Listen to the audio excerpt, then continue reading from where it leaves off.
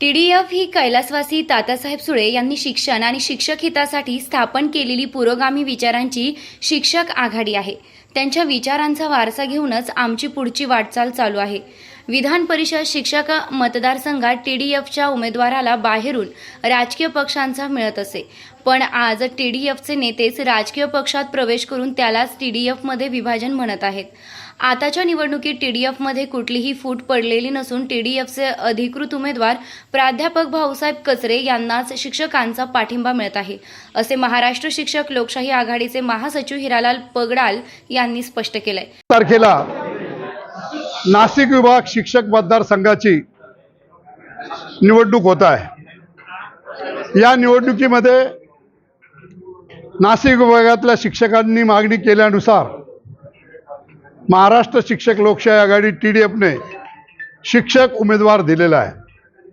आमची टॅगलाईन आहे, शिक्षकांचा आमदार शिक्षकच होणार, आणि त्या पद्धतीने आम्ही ते करणार।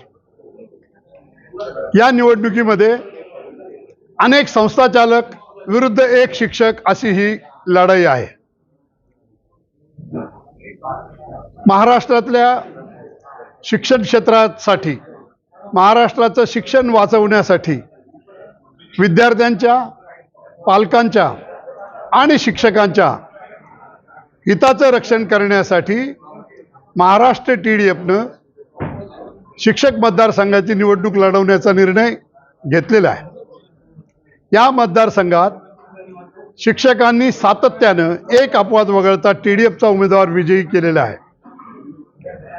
आमच्यापाशी साधन सामुग्री कमी असेल, परंतु सामान्य शिक्षक हा आपला आमदार शिक्षकच असावा याच्यावर ठाम असल्यामुळे महाराष्ट्र शिक्षक लोकशाही आघाडी TDF यांनी भाऊसाहेब कचरे यांना उमेदवारी दिलेली आहे, आणि भाऊसाहेब कचरे हे निवडून येतील अशा प्रकारचं वातावरण आम्हाला दिसतंय। शिक्षकांचा उत्तम प्रतिसाद आहे। आता आमच्या विरोधामध्ये काही TDF आम्ही असल्याचा दावा वगैरे करणाऱ्या लोकांना तुम्ही विचारा की त्यांचं स्ट्रक्चर काय, त्यांच्या संघटना कुठे आहेत। त्यांनी ऐनवेळी जसं पावसाळ्यात काही छत्र्या उगवतात तसं त्यांचा तो कार्यक्रम आहे, निवडणूक आले की ते उभे राहतात। परंतु आमची संघटन हे गेले तात्या सुळेंपासून आजपर्यंत चालत आलेलं आहे। आम्ही शिक्षण क्षेत्राच्या बचावासाठी निवडणूक लढवतो आहोत। भाऊसाहेब नारायण कचरे यांच्या पाठीशी शिक्षक भक्कमपणे उभे आहेत। संस्थाचालक यांच्यामध्ये सुंदोपसुंदी चालू आहे, त्यांचा आपसात टकराव होणार आहे। धनशक्तीचा पराभव आपसात लढाई करून होणार आहे, आणि शिक्षक शक्तीचा विजय शिक्षकांच्या पाठिंब्यावर होणार आहे। धन्यवाद। नाशिक विभाग शिक्षक मतदारसंघ निवडणुकीतील TDFचे उमेदवार प्राध्यापक भाऊसाहेब कचरे यांच्या प्रचारार्थ नगरमध्ये आले असता पगडाल यांनी पत्रकार परिषदेत संवाद साधला। यावेळी उमेदवार प्राध्यापक भाऊसाहेब कचरे यांच्यासहित TDFचे पदाधिकारी उपस्थित होते। विधान परिषद हे वरिष्ठ सभागृह आहे। विधानसभेने घेतलेल्या निर्णयाची चिकित्सा येथे होते, आणि हे विद्वजनांचं सभागृह म्हणून संबोधलं जातं। या घटनाकारांनी शिक्षकांना शिक्षकांचा प्रतिनिधी निवडण्याचा एक विशेषाधिकार दिलेला आहे, परंतु यावेळी मात्र शिक्षक सोडून राजकीय पक्षांनी याच्यामध्ये उडी घेतलेली आहे, आणि त्यांनी दुर्दैवाची बाब म्हणे कुठल्याही शिक्षक कार्यकर्त्याला उमेदवारी दिलेली नाही, तर शिक्षक नसलेल्या संस्थाचालकांना त्यांनी उमेदवारी दिलेली आहे। आम्हा शिक्षकांना गृहीत धरलेलं आहे। आमच्या गेल्या वेळी जे आमदार निवडून आले त्यांनी शिक्षण आणि शिक्षकांच्या प्रश्नाविषयी त्या सभागृहामध्ये कुठलीही शिक्षकांच्या प्रश्नांची मांडणी पोटतिडकीने केलेली नाही। शिक्षकांच्या समस्येमध्ये वाढ होत गेली, त्याच्याकडे दुर्लक्ष झालं।